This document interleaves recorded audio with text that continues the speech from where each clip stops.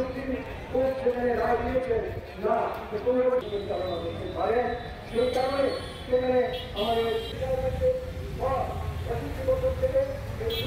যাতে পেনশনার যারা minority pensioner যারা অর্থ অল্প আরেকটা দায়িত্ব বলে রয়েছে সেটা নিশ্চয়ই আপনারা জানেন।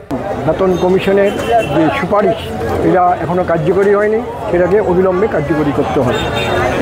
মাসিক যে ন্যূনতম পেনশন 8,000 টাকা এখানে আছে, এটা কেন্দ্রীয় সরকারের নেয়, এখানেও 9,000 টাকা প্রতি মাসে ন্যূনতম পেনশন মঞ্জুর করার দাবি।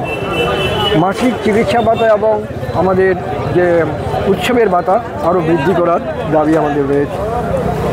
বেতন কমিশনের কাছে যে সুপারিশ, যারা 2006 থেকে 31 ডিসেম্বর 2008 পর্যন্ত চাকরি করার পর 25 বছর পূর্ণ করে রিটায়ারমেন্টে গেছেন, তাদেরকে পূর্ণ পেনশন দিতে হবে।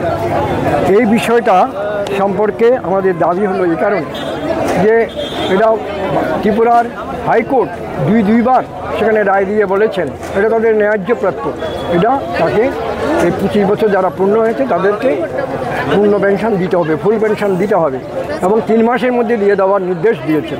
কিন্তু আমাদের এই রাজ্য সরকার সেটা করেননি, না করে এটা সুকৌশলে সেটাকে সুপ্রিম কোর্টে অ্যাপিল করা হয়েছে। ফলে আমরা লক্ষ্য করছি যে এই রাজ্যের অনেক পেনশনার বৃদ্ধ অসুস্থ তারা মারা যাচ্ছেন, কিন্তু এখন পর্যন্ত এটা সুরাহা হয়নি, এই অবস্থায় আছে। এটা অবিলম্বে সুরাহা করার জন্য আমরা বলছি, যেহেতু হাইকোর্ট সেখানে রায় দিয়ে দিয়েছেন, সেটা কার্যকরী করার জন্য আমাদের নিবেদন রয়েছে।